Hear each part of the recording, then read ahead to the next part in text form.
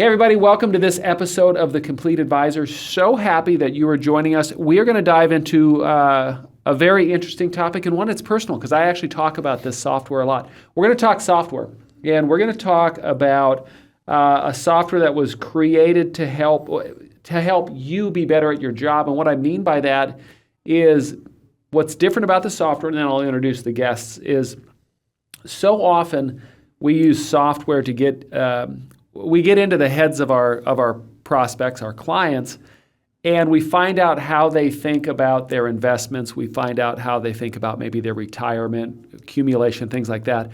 This is the only software that I know of where we find out what that prospect's view of you as an advisor is and how they value the relationship. So joining me today, Alex, Jason, gentlemen, welcome. Thank you. Thank you for having us. Nice. All right, we're gonna call the witnesses hostile at this point. Just kidding. Okay, so before we get into the software, and Alex, I'll have you describe it. But so here's what I know about the software. Sure.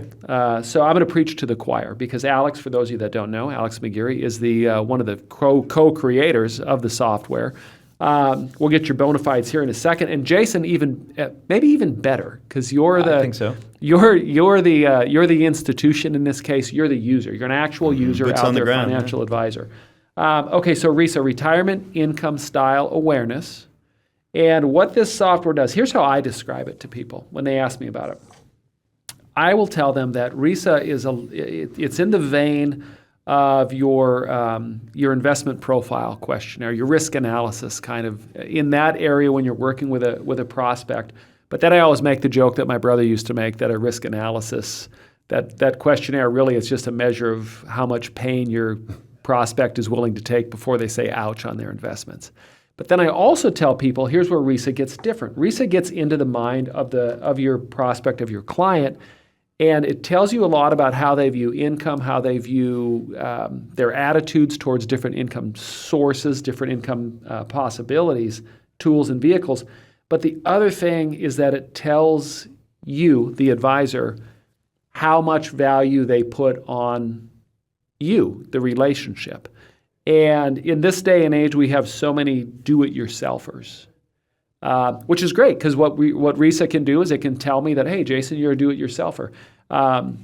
Here's a plan, and the plan is $15.99 if I charge for a plan. Or if you're a do-it-yourself, there's different ways.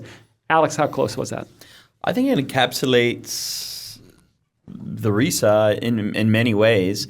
What did I get right? What did I get wrong? No, I think you got it all right. It's more of an and than a but from that standpoint. But 100%. I would add with regards to a risk tolerance questionnaire, which have become a de facto compliance tool, if you will,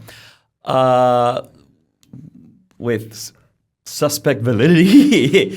But so be it, right? You can't fight City Hall, if you will. But ultimately, I think the main difference is a risk tolerance questionnaire assumes that this is an investment portfolio that you're going to be presenting, because the questions are all tilted towards how much volatility can you stomach, if you will, which you never know until you're actually looking down the face of it, if you will. But what the RISA ultimately asks is how do you like to source retirement income?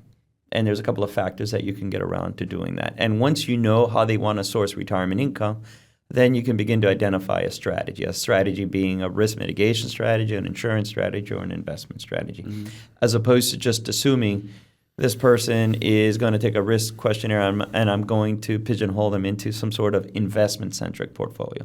So it allows you to get a sense of how they want to source retirement income, and then as an advisor, you begin to curate that process. The other piece that you're getting at is within the RISA, we also have another section that assesses what type of implementation persona this person is. Are they a validator? Are they a collaborator? Are they a delegator? Are they a self-directed investor? That helps us identify, once they come in for that discovery meeting, not only how to position certain strategies, but also the cadence of your conversation with them. If someone's, if you will, a collaborator, well, that person wants to work in unison with you to develop solutions, so you bring them into the mix a little bit more. A delegator is one of those that they're just investment stuff is kryptonite for them. It's not that they can't do it, but they're just really looking to outsource, and they're looking for a trusted partner, if you will, to help that process and lead it a little bit more. It's those where you're looking at a presentation. There's too many charts here. Let's just get right to the brass tacks. As opposed to a collaborator will want to know maybe the method behind the madness a little bit more. So it helps position you with how to do it. Or a validator, to your point, is just somebody that is looking more for a second opinion, but then may not want you to be their best friend for the rest of their life. They just want you as a professional. There's this question. I'm at an inflection point. There's this question I want to answer. You be it through a plan, an annuity, or something like that, and I'm good. A self-directed is a little more challenging. And so those are folks that they love this. Their hobby. This is their hobby, if you will, in retirement. Their second job in retirement is effectively running their finances. And so you have to decide how many calories do you want to spend on something like that. So it helps you from that vantage point. Now, I want to ask you a follow-up question in 1 second, but I need to introduce Jason. Yeah. So Jason, you're a financial advisor. Correct. And you're using RISA. What initially drew you to it?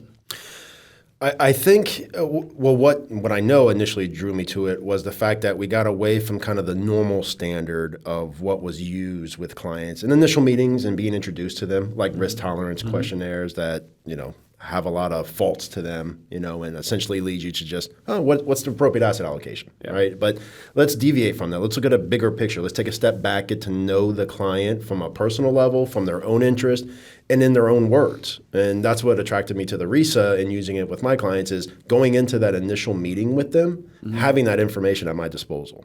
Love it.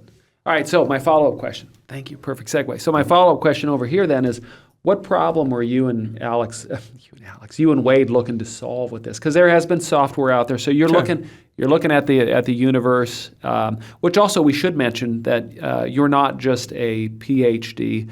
When I describe you, I also Capricorn as well. I do say that too. That explains a lot.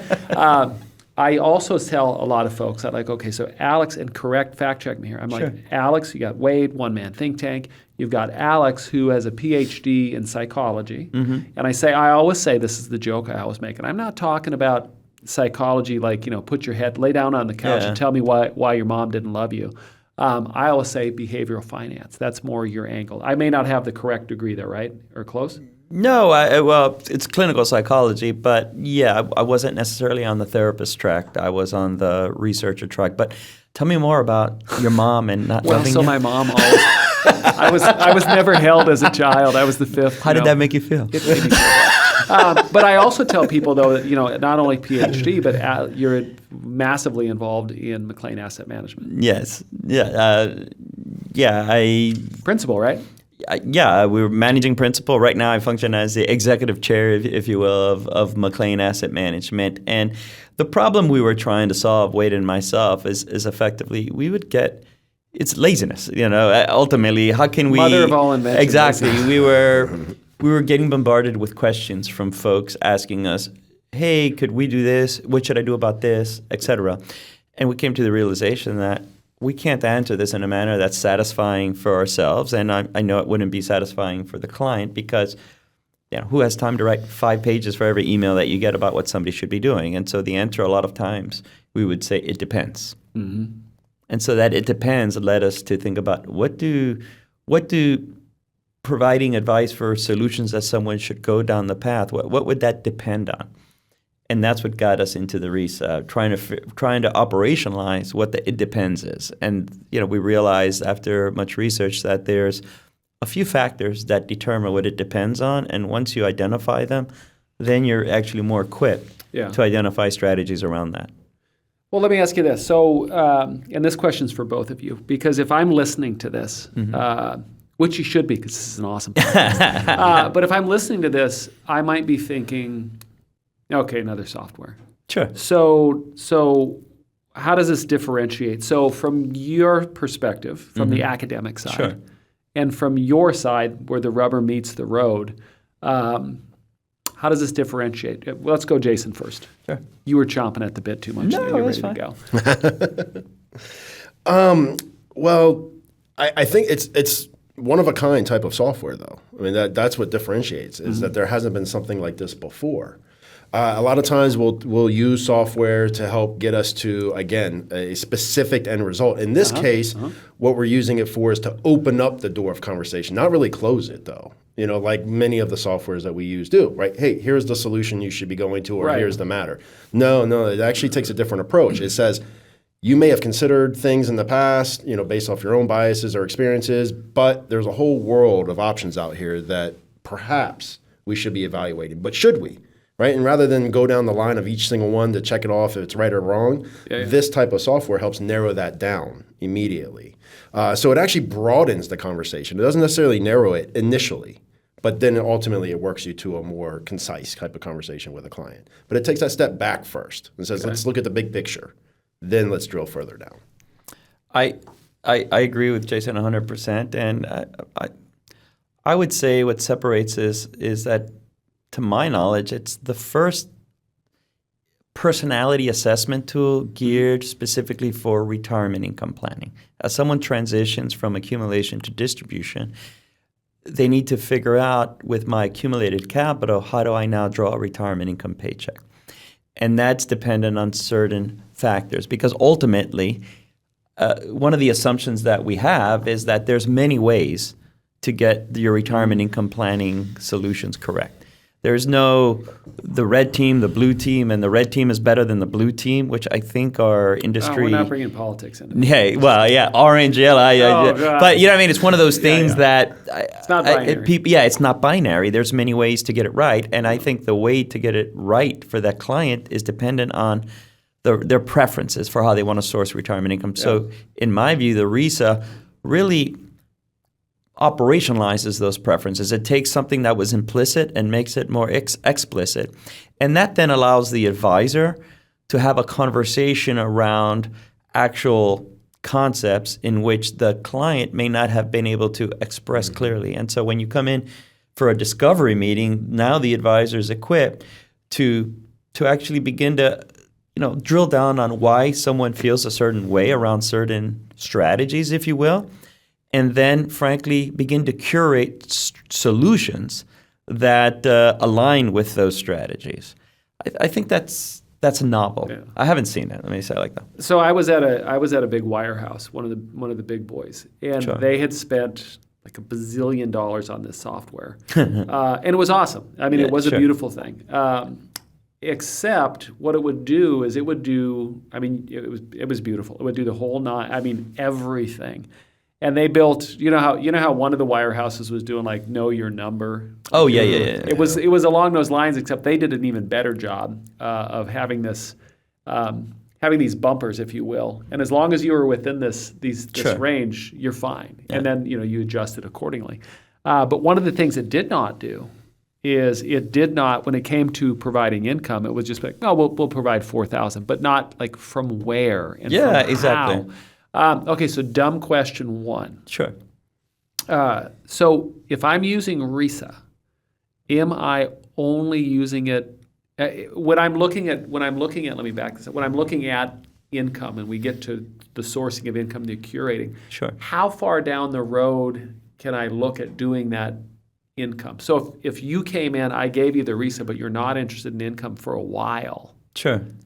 I would say, at the end of the day, though, the end goal of a portfolio, I'm going to be a little opinionated here. It's not, I want to die with the most amount of assets. There's some purpose for the portfolio. Sure. And so while you're accumulating, you still have an eye towards, okay, when I retire, what do I need to do? And the reality is we're fine providing the RISA to maybe not a 20-year-old, but once you get like late 30s, early 40s, when you start accumulating assets, you always have an eye towards what am I going to be doing with this? So the RISA is fine because some strategies actually require a setup period. Mm-hmm. You don't just flip a switch and from one day to the next you're there.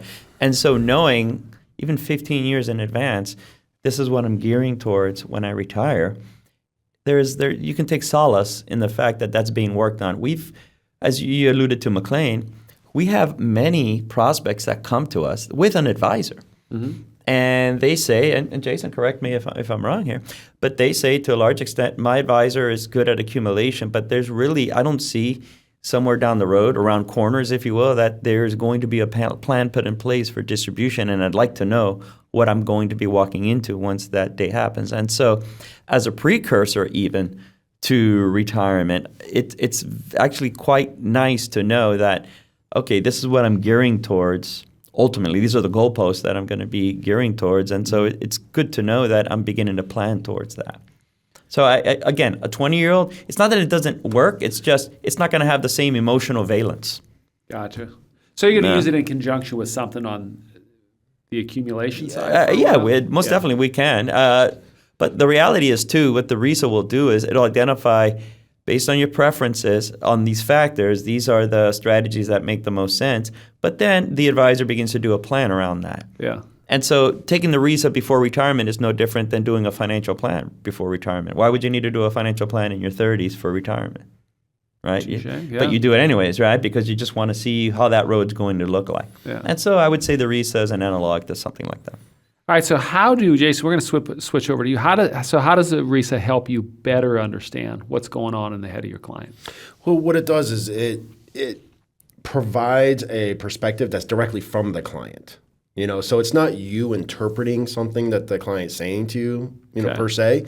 It's them providing you the information up front, right? So there's very few challenges to that. When a client's literally laying out kind of, hey, this is how I think, these are the types of solutions that are interesting to me or that I'm comfortable with, you're starting the conversation at that point. You're not having to get to that point in the conversation. So it helps save a lot of time. It helps to make sure and clarify that there's not misinterpretation of what the client's sharing with you. Because, as an advisor, I can't tell you how many times I've sat down, right, and I'm thinking the client is going a certain direction, and then when I reiterate that back to them, it's not hitting the mark.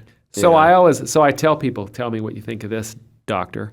I tell advisors this. Oh, this is something else when I talk about the RISA. I always say, have you ever had that experience where you've got a client that comes into your office, you've had them for a while, and every time they come in for a review, you're damn near having to sell the whole thing over again. You're having to convince them of this is why we're doing it. And what I tell them is that if you would know what they were thinking, then you would not have to resell that every time. I think there's a lot of truth to that. There's a couple of angles. There's the dissonance that happens, and what I mean by that is, let's say an advisor is an AUM-driven advisor, right? Uh-huh. And effectively, they believe, listen, there's only one way to do this. It goes back to the beginning, right? Sure, retirement income, as long as it's a total return strategy where you're taking a distribution, we're golden, right? And they think the individualization comes from a 3.5% distribution versus a 4% distribution versus a 4.2% distribution. They think of it in those terms, where they're just different iterations of the same strategy. Yeah. And so and that person, the prospect doesn't really realize there's many ways to get it right. Right? They walk into your office, they see this beautiful studio, they see your wonderful PowerPoints, and they think, man, this person must know what they're talking about. They're making a great living out of this. They're successful. I'm just going to listen. It's from the mountaintops kind of attitude. And so they just assume that this is what I have to do, but something didn't feel right about that. But they still go along with it. And so that's why every so often you have to kind of rinse, repeat the message, because it's almost like you have to reinforce it again and reinforce it again. And they begrudgingly is maybe too strong a word, but the client just says, okay, they're the experts, they know what they're doing. When in fact, that may have been dissipated a great deal if in that initial meeting, I wasn't just going to give you a risk tolerance questionnaire and say you're in portfolio 8 and we're going to do a 3% distribution because your guardrails in a Monte Carlo show that X amount you can take out, that kind of thing. The reality is that initial meeting should have probably been, there's a total return strategy where you can take income from a portfolio. There's a strategy in which you can take protected contractual income from a contract, et cetera, et cetera, et cetera. Yeah, there's many little strategies around that. And so that would be dependent on preferences. And if you've identified them, then the advisor is better equipped to maybe pick something that's a strategy that's more personalized for them. And it stands to reason that would then engage more adherence to a strategy or more comfort with the strategy. And when you have comfort with a strategy, you're not hitting the reset button. That's right. When you don't hit the reset button, it saves like a lot of money. To me, investable assets are like soap. The more you touch it, the less of it there is. Nice analogy. Over time. And so you want to kind of make sure you're giving yourself the best chance to pick a strategy that you're comfortable with from the get-go. I think the RISA facilitates that in a major way. I like that. Good. Does that sound spot on or Oh, off? yeah, or absolutely. Agree, disagree? I mean, I agree, and I would just add in, when somebody takes the RISA, right, you get a result, doesn't mean that result holds true their entire Sure. Time as a client, if you will. You should revisit it because things change, times change. I've worked with individuals that took the RISA and then 2 years later take it again, and it came up a little different. Sure. And that's great because that's what it's supposed to do. It's supposed to capture the differences that a client feels or thinks about as they progress, through their either retirement or getting closer to it. I always tell people that the portfolio and the plan that gets put together, it's like the Constitution, political science major. It's like the Constitution. It's a living document. It needs to be amended. So let's talk about the actual usage of the RISA, how it is used. So, we've told everyone what it is. It's software, Sure. right? So, and you mentioned it gives you the insight into the client's mind and what they're thinking. So, one, how do we implement a RISA? Jason. Well, I mean, it's a conversation that it has with the client. Essentially, instead of just saying, hey, we're going to take this risk tolerance questionnaire, it's similar conversation you have. Listen, I would like to learn more about you. That way I can properly guide you, advise you on what to do. And I have a tool that you may not have ever experienced before. I know Alex may not agree with this entirely. Oh, I like it. but results vary. They do. And I got to speak to the client's terms and how they can understand this. Because in order for them to move forward with it, they have to understand why they're doing it. Right. Right. And that's part of the implementation part of it, is getting the client's buy-in to take this. So what are they doing? As far as what? What are they doing? A lot of times they don't even know what it is. Or what are you doing? Yeah. What is it? So, So I explain it as almost like a personality test. Okay. That is going to give us an interpretation of your kind of financial mindset, if you will. Delivery method. Yeah, so people can resonate with that, right? Oh, I've taken personality tests before. I know what that is. It builds a sense of comfort, with individuals. Self-discovery. People love self-discovery. Yeah. What's the delivery method? Well, the delivery method is once they take it, which takes 15, 20 minutes. So it's a questionnaire. It's a questionnaire. The workflow. You're getting at what's the workflow of giving it to someone? Like the layout of it? Yeah. Yeah, tell me. Fair enough. So we send them a link. It's very simple. They click the link. They go through just the questions. It's just questions, essentially. There's no right or wrong answer to it. You're going through gauges. You're answering questions throughout the questionnaire. And at the end, you get a nice printout report. And so my understanding is, as I tell people, that they can adjust the number of questions. Sure.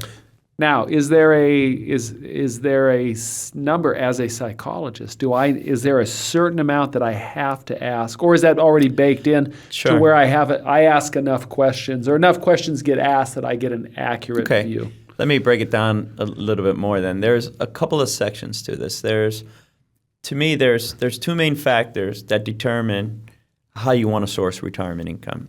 Those have to do with probability versus safety first. Where are you on that spectrum? And commitment orientation versus optionality. Where are you on that spectrum? Optionality, define that.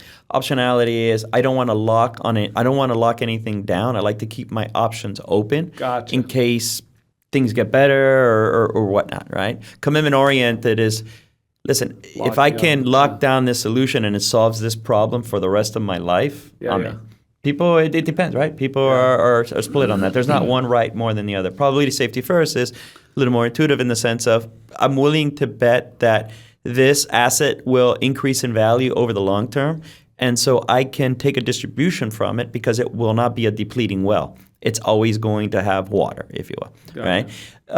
Safety first is I get the whole market piece, but I want contractual income. I don't want the aggravation in retirement of looking at the markets, right? Not one right more than the other. It is what it is. That in itself, that section could be done in probably 5 minutes. The reality, it's 12 questions, so you can knock that out pretty quickly. The other piece is we go into to add, because we want to gear towards, we don't want it to be overly prescriptive, and we want to be able to allow for a rich discovery meeting. And so that helps determine what strategy is looking likely. Now we overlay that with another set of questions, which you can or you don't need to give, and that's surrounding retirement risks. In retirement, there's new risks that you face from an investment standpoint, and that has to do with longevity, an unknown lifespan, and liquidity risk. You're no longer working. Because you're no longer working, you really can't withstand spending shocks like when you were working. Right? All of a sudden, these market, it's just a whole host of things come up, right?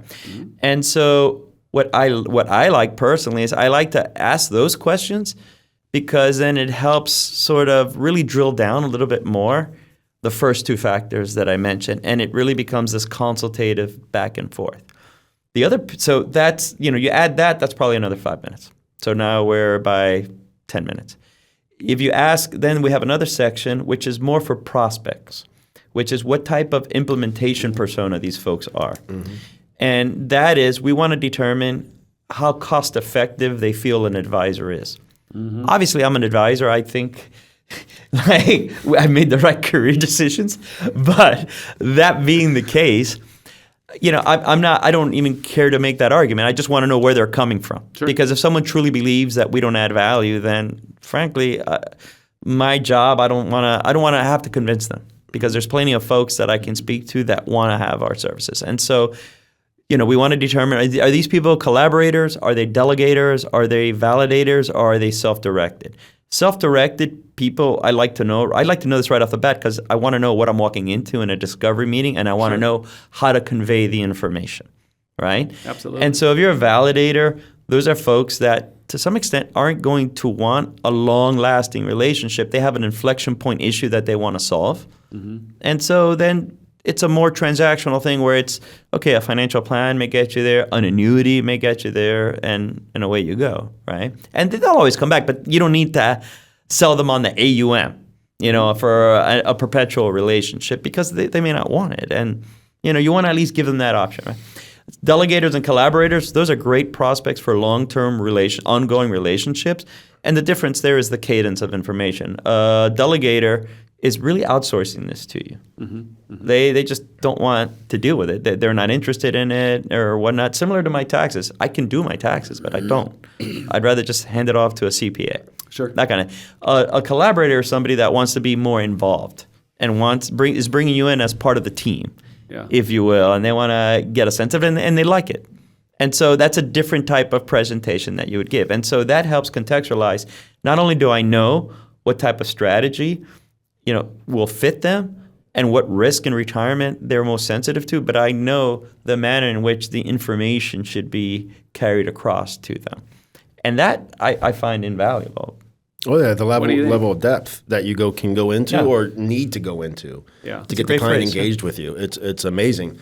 And as you had said, with the collaborator versus the delegator versus the validator versus the self-directed, the delegator just do it for me. Right? The validator is, I'm okay doing it. I just want to know if I'm doing it correctly, right? And then you have the collaborator, which is I want to know the why, right? And everything behind it at the end of the day. And then the self-directed, right? Which is, I'm going to run with this on my own, period. I'm comfortable with that. So knowing that level of detail that you need to go into to capture the client's attention or to see if it fits what you offer versus what they need is an important piece of information to have. It is fascinating to see that, different people receive information differently. And I can walk into, I used to work with one of my brothers, and we communicate so dramatically different. He's very direct to the point, sometimes not as interested in chit chat. Yeah. And I have a habit of taking the long way around the barn in a conversation because why not, right?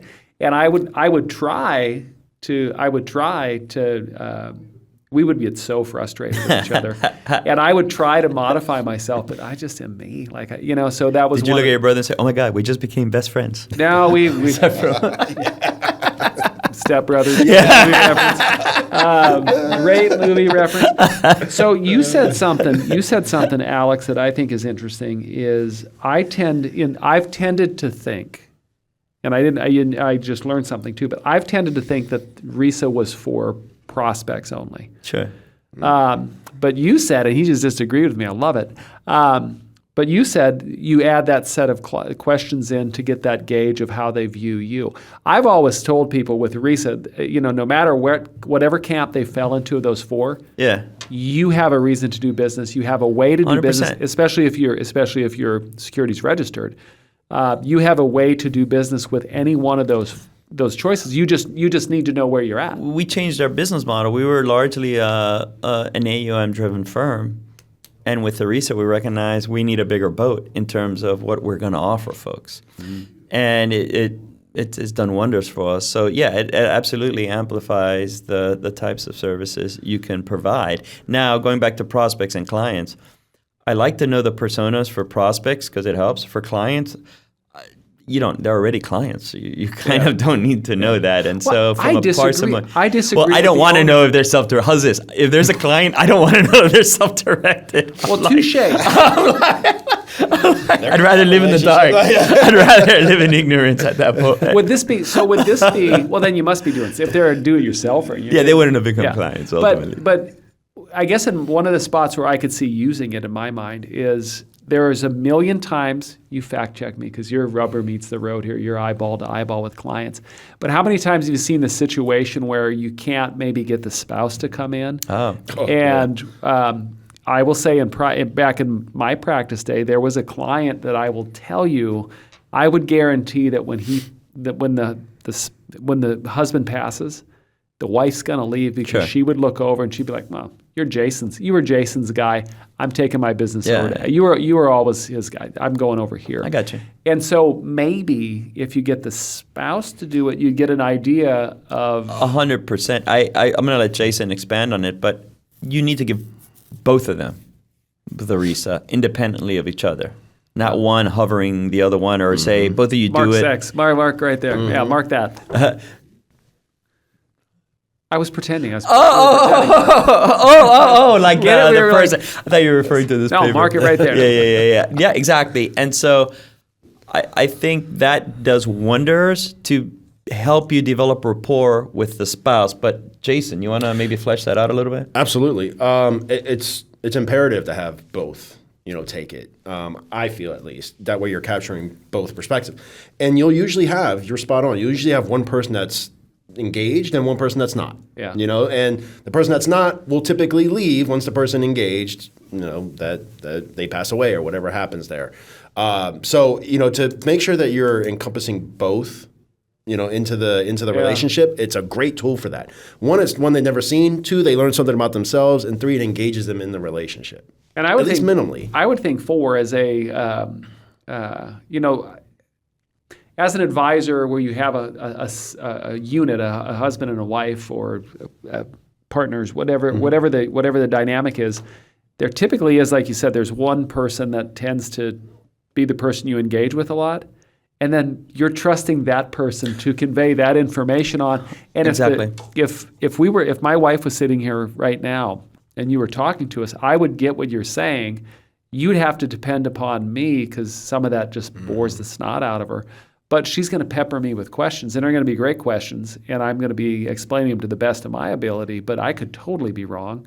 And if she's sitting here and you're only talking to me and not in her language, she's either going to tune out or think you're kind of a jerk. But you're wonderful. Oh, thank you. But it also helps. Yes, 100% on the soft skill part of it. It does that, but it also helps you from a financial planning standpoint.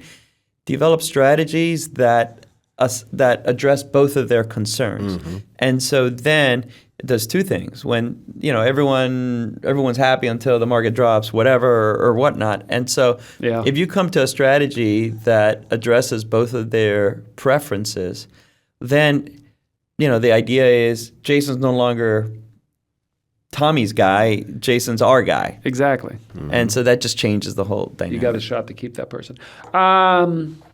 So here's what I know. Fact check me, boys. You've got the choice to do the questions, the amount of questions. Yeah. You give the questions, you get the result. There's a website where the client can see their results, ? Or is that for the advisor? That's up to them. Yeah, what it is you have the link. They can take it. You have the option to let the prospect see the results as soon as they finish. And they've logged in to take the questionnaire. So when you hit submit, then it can turn into, here's the report, if you will. But that's up to the advisor's discretion. Gotcha. Right? A lot of advisors will say, you just come in for a meeting. The next steps page would be come in for a meeting, Let's kind of talk thing. about this. And then you can talk about it. Now, the advisor, it's an application. So the advisor has the advisor view. And in the advisor view, on the dashboard, you can see these are the list of clients that have taken it. They click on that person's, name, and they'll see the same report. And they can see that same report, all the time. Do you see from your perspective, I would assume just human nature, most advisors are giving the shortened version. Yeah, I mean, I think advisors give this is the thing. A lot of advisors worry like, oh, they're only going to do this. If it's more than 3 minutes, I'm done. I think that couldn't be more wrong. I think those are advisors. That's the advisor's perception, and they're forcing that into their clients. If you give somebody an assessment tool and it takes a minute to complete, because I'm one and done, that kind of mentality, it feels flimsy. It feels like this is like quizzical. Yep. And it just doesn't carry the same weight. And the reality is, if you're discussing something for a strategy that's going to determine the final 30, 40 years of your life, take 10 minutes and do it. If you don't, you're kind of doing them a disservice, and they're doing themselves a disservice. And have you had anyone say, this was too damn long, I don't want to do this anymore? And I'm just talking 10 minutes. And so the overall, if you give the RISA with retirement concerns, that's just 10 minutes. If you add the implementation preferences, which give you the sense of their persona, that's 2 more minutes maybe. And it's not a big deal. What's the add-on to get the idea of how they feel about you? Is that the persona part? Yeah, that's the persona part. That's maybe it's a survey question. So it's how long does it take you to fill in circles for like 6 questions? And it's not war and peace. The questions, they're just statements. So you're just like ding, ding, ding. Yeah. So if I go in, I'm an advisor, I start using RISA. I am not a trained psychologist. Sure. So how do I know how many? Is there a recommended, like use this set of questions? Don't. Yeah, there is. Okay. When you sign up for it, they'll say this is the standard prospect package. This is the standard whatever. We'll make it easy, but then they can also select their own sections if they want. But the reality is, out of the box, it's already set up for like prospect brief, prospect thorough, that kind of thing, and it'll let you know the sections Jason, that you're what are you asking. using? I use the full report because I work with clients a lot in creating comprehensive financial plans. So I need as much information as I can get, And as far as like the delegator, collaborator thing, I mean, that's from me on a daily basis, that's a little bit less, of importance because, again, I do a lot of financial planning with individuals there. But from an AUM standpoint, that's critical, right? So it's like, just depends. What capacity are you working with the client?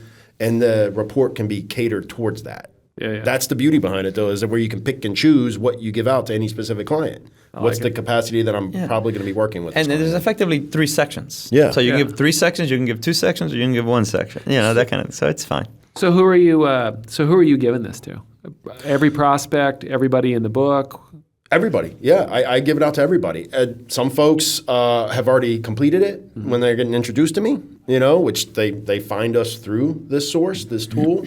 The folks that have not taken it or want to retake it again, I provide it to them, and most of the time, as we had touched on earlier, right, it's one person. If there's a couple or if there's a party of folks, right, there's one person that's done it. So I need the other to take it too, though. So it's being introduced one way or another. So you have used it with existing clients. I have, yes, absolutely. And it helps open up that door again for conversations and make sure that you're still on cue with what you should be advising the client. Have you ever found anybody that's like, you were wrong about where their head was, or you were down a different path? No, I think what it does is it actually opens the door for conversations that you may not have had that door opening towards. So did you have any fear of, because Alex expressed this fear, and as a clinical psychologist, I could see it. I don't know where I was going with that. I noticed the way you gripped the coffee cup when you gave your answer. It was a nurturing my thing heart back to your skipped a beat. childhood. my heart skipped a beat. But have you had a situation where man, I lost my train of thought there. Where you were really surprised by something where you're like, oh, I thought that, or I guess we do need to pivot a little bit. Well, so the beauty behind it is that it doesn't say what you're doing was wrong before, right? So it's not coming out saying, oh, wow, you're safety first and we've always been total return. Maybe it identified a point at that point that you should be pivoting a little bit towards a certain way, prefer than stay in the same course. But that, in my opinion, is part of the value that it adds, right? It identifies that change in direction that perhaps needs to happen. Any clients see a, you have people that talk one way and act a little bit the other way. Have you seen that where they're like, let's, Bitcoin, and then you find out that they're more safe? Oh, of course. Yeah, those are the aha moments, right, that you have with it. It's like, wow, all of our conversation, everything you expressed to me and all your interest geared us towards this way, but this is telling us we should take a look another way. Right. So again, it starts that conversation. And that's actually what you want, because that's where the value of an advisor comes in. And now all of a sudden, Jason's it's a consultative relationship. Getting on the same side of the table there. So what feedback have you been getting from advisors, and has that shaped any adjustments to the software? Or there's the coffee clutch. He did it again. You squeeze the cup again. Or the caffeine. Or have you locked in and you're like, this is the way we're doing it? No, it was built with advisors in mind, and so they always come back to us. We made lots of changes, but it had to do more not with the philosophy behind it, but more with the user interface and things along those lines. Those are things we're always listening to. Like, for instance, we always had it for us when we started using it ourselves is everyone can just see the report as soon as they take it. Because we were we would do a webinar and 50 people would take it at once, and it'd be hard for us to follow up with those 50 people in an appointment in a timely manner. So we just give it to them. So we didn't want to hold back on that. But there were some advisors that, and rightly so, said, hey, we don't want, I'm only giving this to one person. Yeah. I don't want them seeing the results, until without after they come in. Without a chance of pitching. And I'm fine with that. They were right. So we've made a lot of changes like that. Philosophically and research-oriented wise, not too much, because this was driven from a fairly significant, large national research study in which we've replicated 4 or 5 times at this point. And so we feel pretty good where that is going right now. I mean, sometimes advisors will say, oh, the clients may not understand the wording of this question or something like that, but the stats are the stats, and the reliability across many users and the inter-rater reliability of the questions is so high that comprehension is happening, regardless of what the advisors may think. So there's not really a need to change that, but there's always a need to change there's something in the user interface that we didn't quite get right and things like that. What's the so one of the challenges, and there's some other programs and stuff that I've seen where they're magnificent, but the learning curve is like super long. What's the learning curve look like? Not from you, sir, but from you, sir. Yeah. Learning curve. Well, it actually isn't that steep with it. I mean, the report, when the advisor sees the report, there's a lot of explanation given already within the report. Gotcha. And that's how the client's able to understand it very easily. So it's the learning curve isn't steep at all. Now, an example, if you don't know as an advisor what an annuity is, could be a problem. That could be a problem, right? Should be fired. Yeah, but your job as an advisor. That's the point I'm making. I don't know what to say. You shouldn't be an advisor then. You're a doctor and you're just saying a scalpel. Exactly. So what end do I hold this? Exactly. Yeah. So that's the thing. It's like it's not a steep learning curve, when it comes to it. Biggest surprises? Accuracy, actually.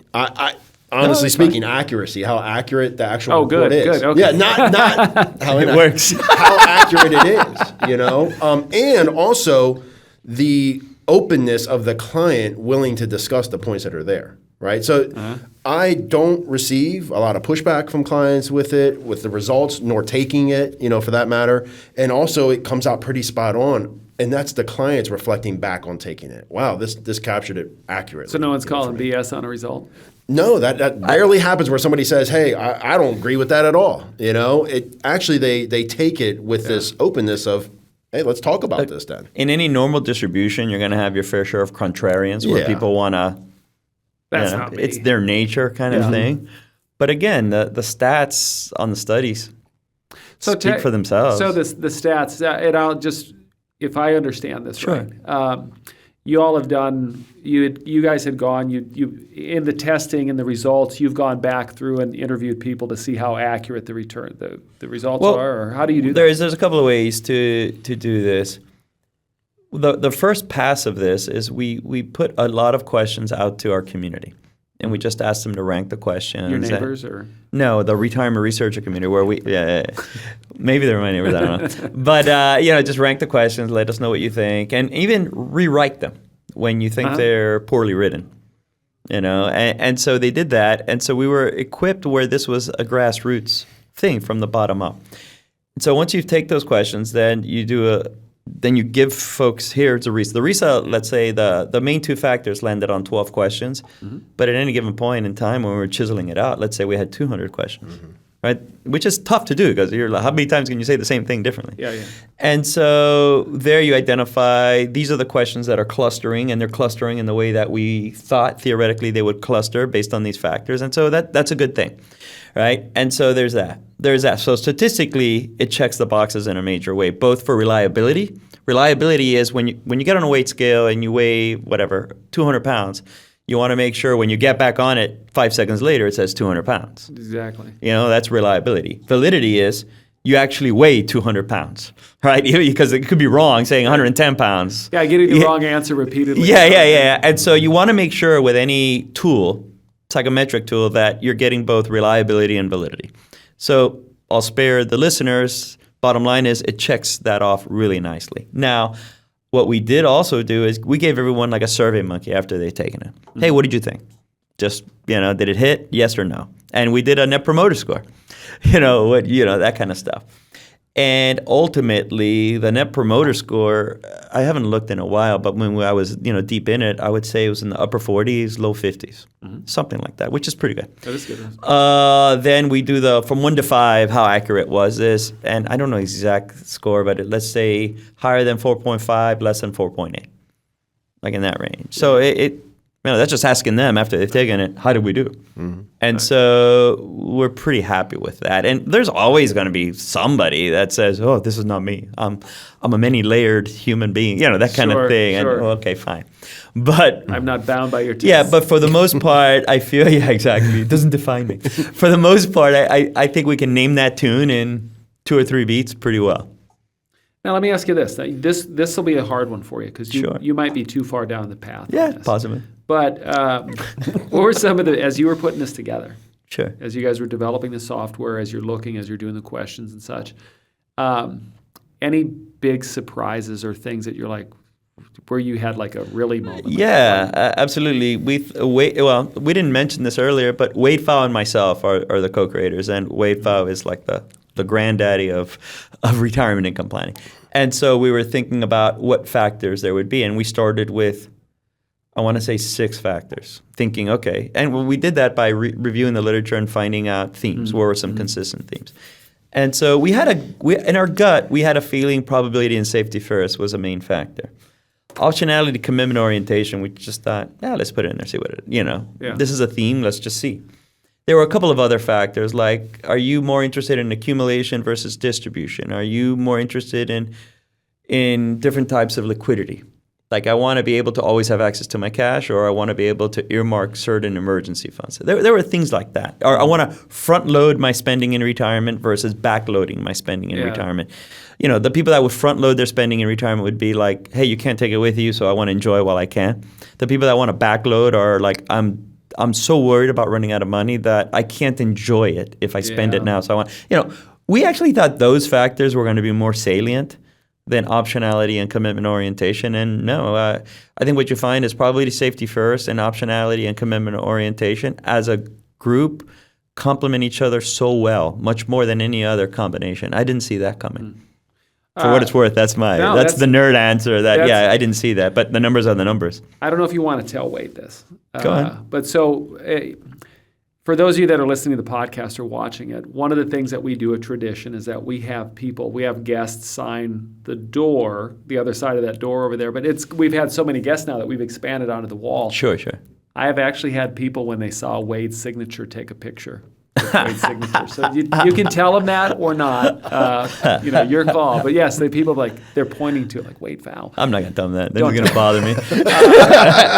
So, Jason, misconception. Have you had any aha moments using the software where you thought things were going to go one where you're just like, really? Like usage, pushback, push forward? I think the moments that has happened, most of it has been more specifically with folks that have been total return market based, and the report is pushing them towards a safety first commitment oriented type of solution, and them not being able to comprehend that occurring, right? Because they've always been market. But that's the biggest, if I could pinpoint it down to specifics that I've seen. But honestly, again, they're the ones taking this, right? So it's their responses that are providing the results at the end of the day. McLean is a sample of, let's say, 4 or 5 advisors, right? Yeah. And so the RISA is used by, orders a lot. I think something like 800, 900 firms have it at this point. And so I hear a lot. And I would say that the reoccurring theme that I hear quite a bit from a surprise standpoint, if I'm using myself as a proxy to echo your question, is, wow, it's permissioning me to bring up solutions that if I didn't give them the RISA first, it would seem like I'm trying to pitch something. And so all of a sudden, if someone is explaining the characteristics of an annuity, right, in a manner that, through the RISA, hey, do you want something that locks in on this, et cetera, at the end of the day, they're reflecting their preferences. And ultimately, if they land on, let's say, commitment orientation and safety first, which is, the land of, let's say, a fixed indexed annuity, for lack of a better example right now, right? Yeah. There's only so many solutions that provide the characteristics that align with their preferences. And so if you say, well, if this is what you want, then these are the solution sets that get you there, then all of a sudden you didn't pitch them from your vantage point. Jason said it earlier. You're actually using their own gestalt in terms of reflecting back to them, this is what you wanted. Yeah. You're like that. And so this is the only thing, and these are the only things that actually accommodate that. And it's not coming from me, it's coming from you. And as an advisor, I think it helps you because you naturally become more agnostic in the sense of, I'm not interested, you can have any solution you want, you can have any jacket you want as long as it's green. Exactly. That kind of thing. No, it's really, there's, Wade, he did the RICP course. He created it. And at the end of the day, there's 4 main strategies. There's market-driven distribution. There's a time segmentation, which is more like laddering, if you will, or MIGAs, if you will, that kind of thing. There's income protection, which are the SPIAs, DIAs, fixed index annuities. And then there's risk wrap, which is I want market participation, but I want that safety net. And that's variable annuities. That's also, RILAs, if you will. And so at the end of the day, you're just identifying for them within these characteristics, these are solution sets that work. And then you don't even have to rubber stamp it. Then for Jason's point, it's let's do a plan now and do an economic overlay and see how feasible these strategies are.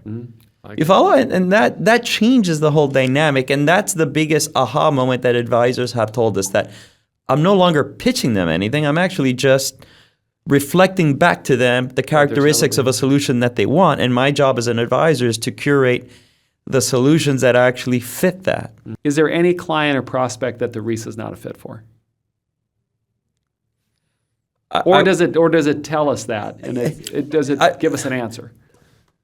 I would say real quick, it's not that it's not a fit for. It's not. It's like a 25-year-old. The idea of retirement income is not something that's salient, and so it just doesn't have that same emotional tenor of a 45-year-old. Yeah. Because they're not even thinking this. Yeah, they're not even thinking that. So to that point, can you use it for me? Yeah, absolutely, because they'll see a plan in place. But it's probably, once you're in your mid-30s, it's a little more salient. But that's what I would say with regards to goodness of fit. So there's not going to be like a 55-year-old that you give it to, and it's like, what the hell is this? It's going to fit. It's just going to tell you where they're at. Exactly. Mentally. Yep. Okay. Last question. Last closing thought here. We are going to land this plane. Advice that you would give to an advisor considering RISA, and I'll ask you the same question. Just use it. There's no harm in it. It's not going to cause harm or ripple in any relationship you already have or with a new prospect that you may be potentially interested in pursuing. It's just going to add value at the end of the day. It's going to save you time. It's going to take 20 minutes, 15, 20 minutes, but it's going to save you hours along the way. So use it, give it a shot, and you'll see the value that it adds. All right, you get to wrap on this one. Develop rapport immediately with clients, and the quicker you develop rapport, the quicker they move along to become clients. At the end of the day, it's no one cares how much you know until they know how much you care. Nice. And the RISA really flips it around in terms of I'm not the expert. My job is not for me to tell you what to do from the mountaintops. My job is to digest where you're coming from and begin to develop solutions around that. And who wouldn't want that?